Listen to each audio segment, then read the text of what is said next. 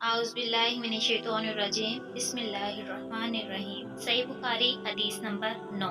आप सल्लल्लाहु अलैहि वसल्लम ने फरमाया कि ईमान की 60 से कुछ ऊपर शाखें हैं और हया यानी शर्म भी ईमान की एक शाख है। सही बुखारी हदीस नंबर 10।